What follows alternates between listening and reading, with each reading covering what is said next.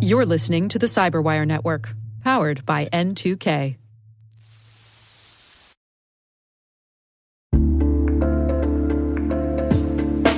And now, a word from our sponsor, Mimecast.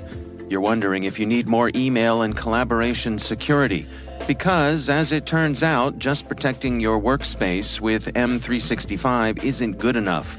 You just watched your entire company grind to a screeching halt, all because someone opened a phishing email. Next time, don't rely on one-size-fits-all security. Protect your inbox with Mimecast and diversify your security stack. For a free trial, go to mimecast.com and keep your business from, falling apart.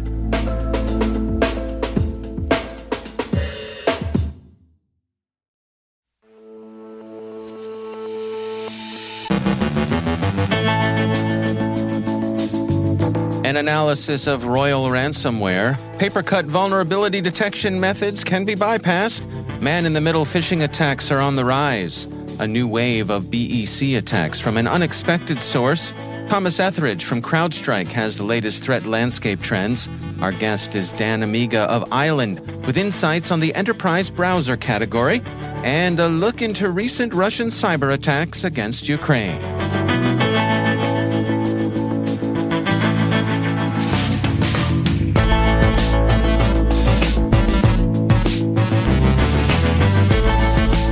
I'm Dave Bittner with your CyberWire Intel briefing for Tuesday, May 9th, 2023.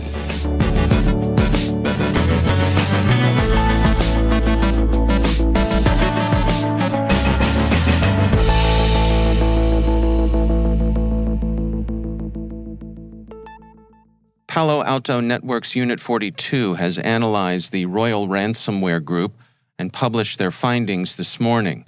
The gang responsible has been in operation since at least September of last year, and it's got a lot of Conti Group alumni. They've been actively targeting infrastructure and paying a lot of attention, unfortunately, to healthcare organizations. They've also been seen targeting the city of Dallas, Texas, the most prominent victim in a recent wave of attacks against local governments in the United States and Europe. Since Royal was discovered last year, the gang has claimed responsibility for leaking data of 157 organizations on their dump site. They've also been observed hitting 14 organizations within the education sector, some as recently as this month. The Unit 42 researchers say that Royal malware enters through a bat loader infection, which threat actors usually spread through search engine optimization poisoning, and it proceeds by dropping a Cobalt Strike beacon as a precursor to the ransomware execution.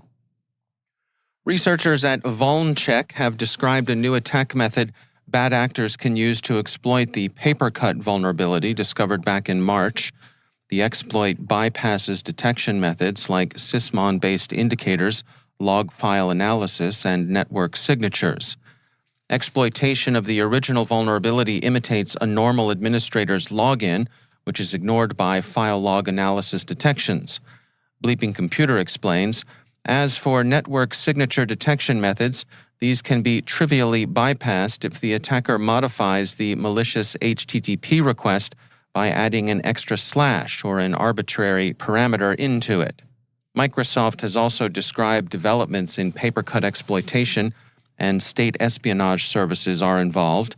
Redmond tweeted that the PaperCut flaws are currently being exploited by Iranian state-backed threat actors, including Mint Sandstorm and Mango Sandstorm.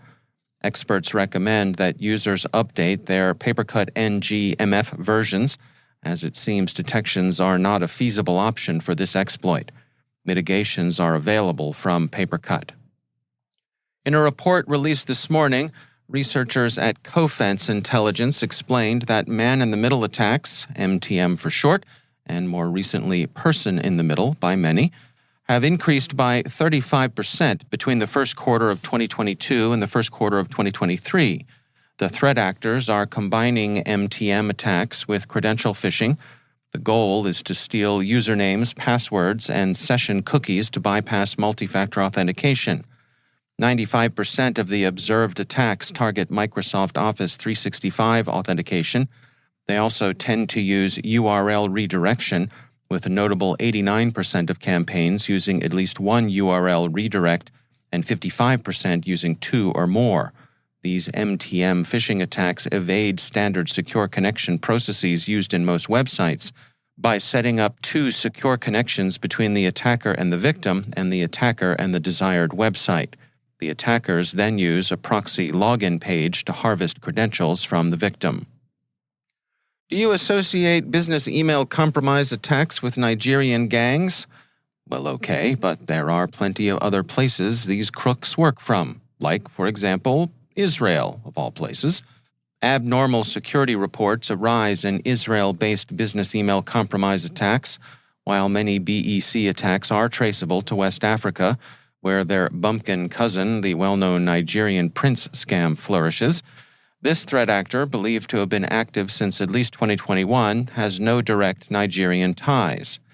The gang targets employees within an organization by telling them that their organization is working through an acquisition and needs their help with a required payment. The threat actor assumes two false personae, one typically of the chief executive, the other of an attorney working on mergers and acquisitions. At least 350 campaigns have been traced to this Israeli gang since February of 2021. They've been observed to target large enterprises with high revenues. Victims have been found in more than 61 countries. Recent Russian cyber ops against Ukraine seem to be either hacktivist or, frankly, criminal. Ukrainska Pravda reports that Russian operators, apparently hacktivist auxiliaries, conducted an unsuccessful cyber attack against EQ, Ukraine's system for managing border crossings by commercial trucks. The system is said to be functioning normally. In other cyber attack news from the hybrid war, CERT UA warns that the financially motivated Russian criminal group UAC 0006 is pushing smoke loader malware in a phishing campaign. CERT UA describes UAC 0006's track record and its customary aims, saying that they aim to compromise accountants' PCs, steal authentication data, and create unauthorized payments. The phishing emails are staged from compromised accounts, and they often misrepresent themselves as billing documents. The payload is carried in an attached zip file. So shields up and be careful where you click.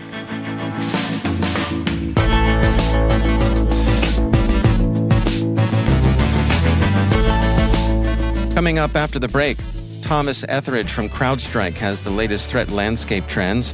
Our guest is Dan Amiga of Island with insights on the enterprise browser category. Stay with us.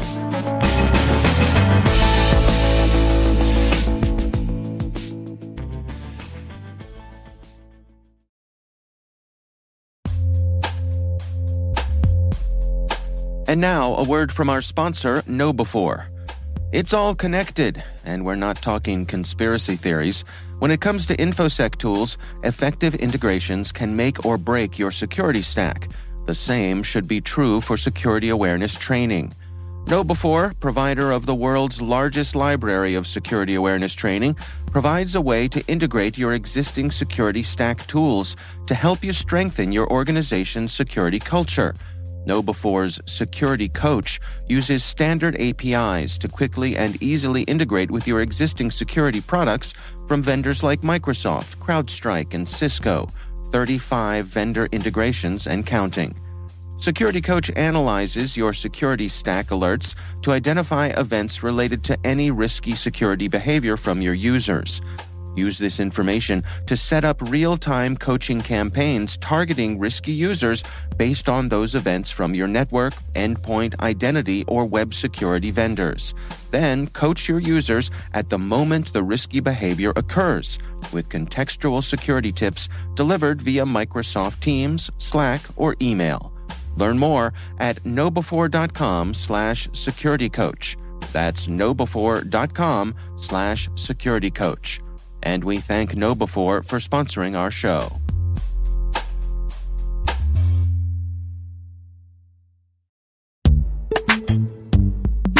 And now, a word from our sponsor, SpyCloud, the cybercrime analytics leader.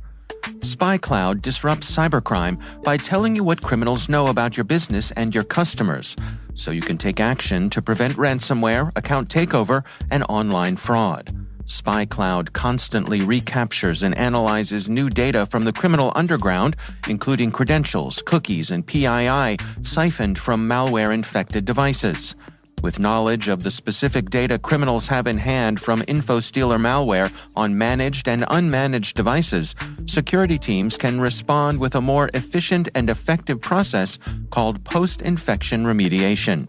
Get SpyCloud's post-infection remediation guide outlining the 7 steps for preventing a malware infection from becoming a full-blown ransomware incident.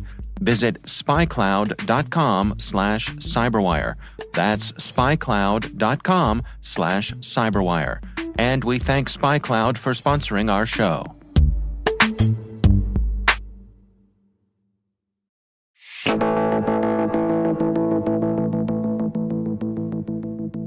So much of what we do online these days happens through our web browser, and it's not surprising that browsers themselves make an attractive target for adversaries.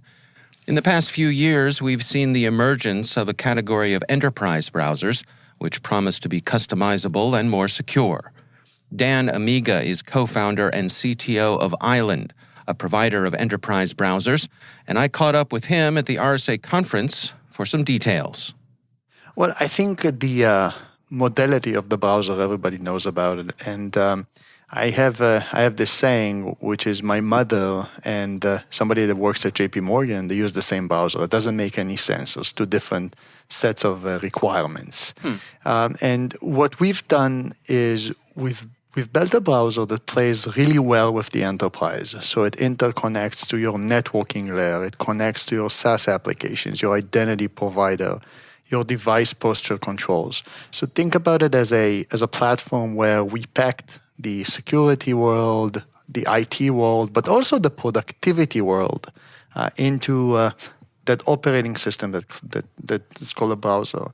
And when you do that, a lot of the things IT and security has been doing for years become somewhat obsolete. Like, why would you need to have a man-in-the-middle proxy to filter out traffic if you can have it done in the browser layer, right? Why would you need to install another VPN tool if you already have that VPN connectivity in the browser? Why would you have to buy a password manager if you have it built in to the browser? So we saw that by building it, it brings a lot of simplicity, but also new use cases like BYOD, which is a big problem for organizations today.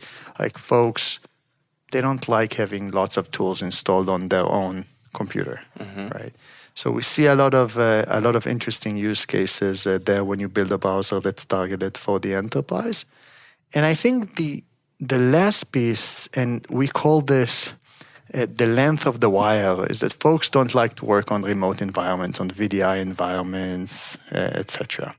So we had this enterprise browser idea, I'd say a long time. And what I saw is, I saw a lot of folks that used to work for me in my previous companies, they were in their 20s. And I was like, in 10 years, that's the guys that are going to run the banks, they're going to run healthcare, they're going to run a lot of companies, they're going to be the major workforce. These guys don't like a lot of things that are stopping them in the way of doing their work. They don't like VDIs and VPNs and all of that stuff. So when you build all of that stack into something that's as easy to install as Zoom, it looks like Chrome, it just brings a lot of simplicity, but also good user experience. Like the work becomes faster, etc. So help me understand here, when we're talking about, for example, someone working from home, is the enterprise browser an opportunity to separate the work life from the personal life? In other words, use your personal browser for your personal stuff and your enterprise browser for your work life? Absolutely. So you go on Facebook or Instagram or what have you, your personal life goes on whatever browser you like, right? But once you need to access Salesforce or corporate resources, any business-related applications, you're being enforced to use Island. Now think about the alternative. The alternative is you're being blocked from doing work on your BYOD. Or the alternative is you have to install a VPN, VDI into an environment. That's not an experience you like, and it costs thousands of dollars for the organization. Like a VDI session is about $1,000 to $2,000 a session. So really that two modalities, you can have your own whatever browser you want for your personal life, and then the enterprise browser for your work life. And coming at it from the other side, can the security team in the organization say, you may only access this corporate stuff through your enterprise browser? Correct. So we would, usually it's being done in several ways, but you can integrate, let's say, with the organization identity provider, right? Or with tools the organization have today and enforce that. So think about, again, I like to use the Zoom metaphor. Mm-hmm. Let's say you don't have Zoom on your computer. I send you a Zoom invite, you click on that invite, and if you don't have Zoom, you'll be prompted to download it, and then the Zoom session launches. Right. The enterprise browser is the same, right? So you're trying to log in to a business application from a consumer called browser, from Chrome or Edge, Firefox, Safari, etc. And you're being prompted to download Island, or it automatically launches if it was pre-installed, and then you get all of the security and IT tools built in. I would imagine too that there's a privacy component here for the users to have that separation between my personal browser and my work browser. If I'm the enterprise, I'm not interested in what the person's doing in their free time, and I don't want to log that. I don't want to know. So there's kind of a win there for both sides to keep those two things separate, but still to cohabitate on a single device. Privacy is a huge thing in this space. So we have hundreds of customers to date in Island, and they range from hospitals or the healthcare industry to the hospitality industry, financials, even tech companies here in the Valley, some pretty big names. And each one has different privacy requirements. They're geographically distributed. Some would want to audit more than the others, etc. And by having these two modalities of your personal browser and your enterprise browser, you can really deliver that. And the organization, a lot of organizations should not see into your personal stuff. Today, they're forced to. They have to decrypt SSL. Their DLP tools are injecting themselves into every app, etc. We make it possible so the organization doesn't see the data. We even, for the end user, we even added some controls to reflect the privacy level. So let's say you go to a website and it's not being monitored. It's a personal website, but you happen to use the enterprise browser for it. You'll get a privacy indication that says that data is not being sent anywhere. Oh, right? Interesting. Huh. Yes, and also the enterprise can set controls on anonymization, anonymization of IPs, anonymization of data. So you can definitely create some interesting privacy improvements. That's Dan Amiga from Island.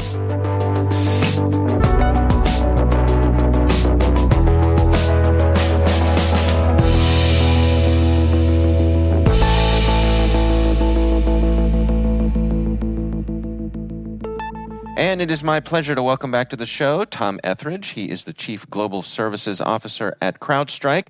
Great to have you here and to be face-to-face here at the RSA conference. Nice to be here, Dave. Thanks for having me. Yeah. So before we dig too deep into things, I'm interested in your general feeling for this year's show here. First of all, I think it's the population is much bigger than I was anticipating. Really great turnout. A lot of great activities in the demo and booth areas, and really good client interactions. A lot of discussion about some of the topics I'm sure we're going to touch on in this session. Yeah. Are you sensing anything from some of the economic headwinds that we've been seeing here? I'm thinking both on the industry side, but then clients, it's on the top of their minds as well. Certainly, we see a lot of activity around consolidation of agents running on endpoints. It's certainly a topic we talk to customers and prospects about.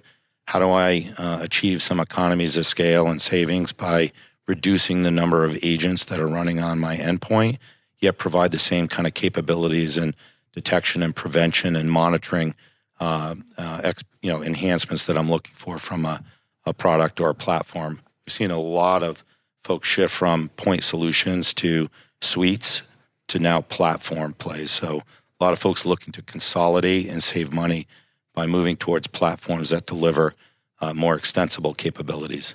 Can we touch on some of the threats that you and your colleagues at CrowdStrike are tracking these days? What are the big ones that you have your eye on?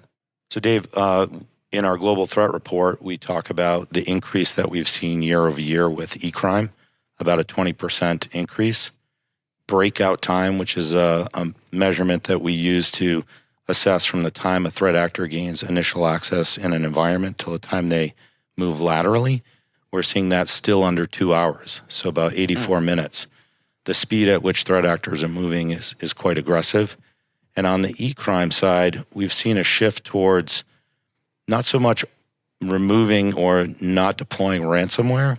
We're seeing threat actors gain access to an environment, seek to exfil data that's sensitive or important to the victim, and then instead of deploying ransomware, come back with an extortion payment, for leaking that data on open forum. So moving from pure ransomware deployment to data extortion as a means to, monetize their operations.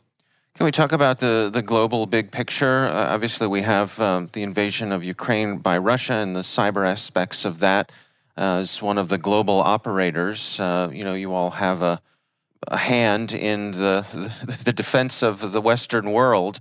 What's your take on where we stand with that? I think most people feel as though Russia's really underperformed here. What are you all tracking?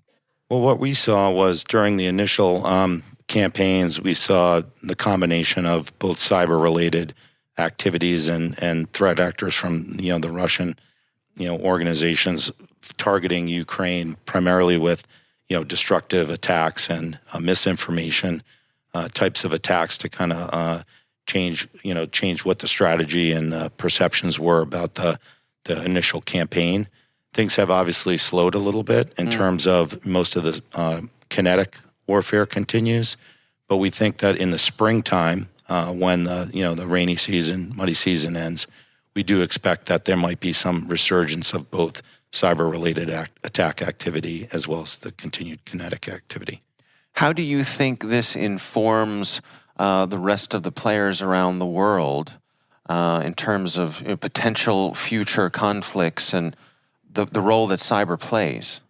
Well, I think this is not a secret. I think most organizations and countries are very concerned about the impact that cyber plays in providing a low-cost means to do destructive harm to organizations that they might be targeting from a military perspective. It's certainly proven to be effective here with Russia and what they've been doing with Ukraine. Yeah. Looking forward towards the rest of this year and beyond, where do you suppose we're headed? What are the trends that you all are tracking? Or is there any sense that we're gaining ground here? Well, there's a few things that I think are important to bring up, and there's certainly themes here from the RSA event. We've heard a lot of talk about artificial intelligence and technologies like ChatGPT. Very important, really great engineering effort to pull together technologies like that to help improve automation, improve the scale at which hunting and response-related activities can be performed. Make no mistake, it's not a panacea for good old-fashioned human, hunting and human response-related activities. We're monitoring the good use cases that we see with tools like ChatGPT, but equally we're concerned about the use cases for doing evil with those types of toolings. Yeah. All right. Well, Thomas Etheridge, thanks so much for joining us. Thank you, David.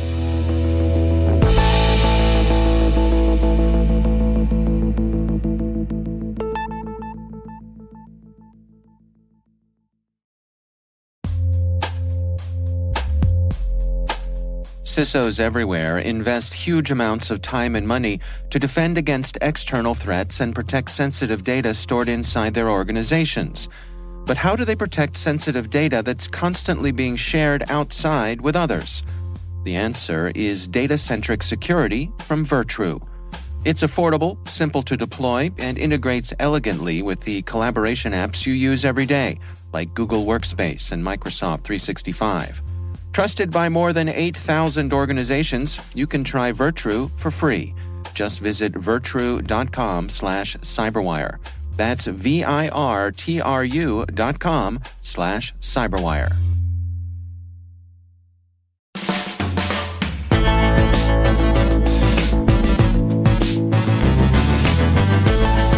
And that's the CyberWire. For links to all of today's stories, check out our daily briefing at thecyberwire.com. We'd love to know what you think of this podcast. You can email us at cyberwire@n2k.com. Your feedback helps us ensure we're delivering the information and insights that help keep you a step ahead in the rapidly changing world of cybersecurity.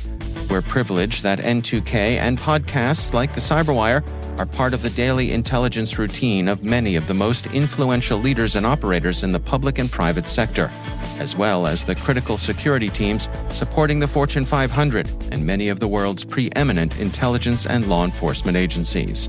N2K Strategic Workforce Intelligence optimizes the value of your biggest investment, your people.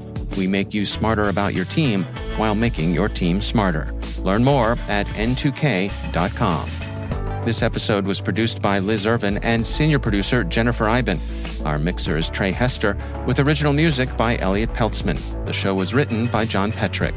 Our executive editor is Peter Kilpie, and I'm Dave Bittner. Thanks for listening. We'll see you back here tomorrow.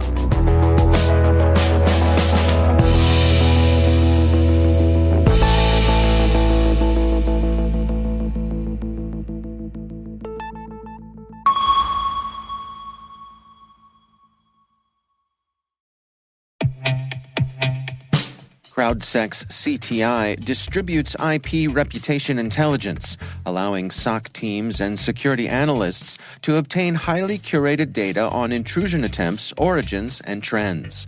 Sourced from a large network of real users from all over the world, operating a large variety of services and apps, CrowdStrike's CTI provides actionable data and clear insight into cyber threats, allowing for a faster response as well as resource development and allocation. Find out more at crowdsec.net.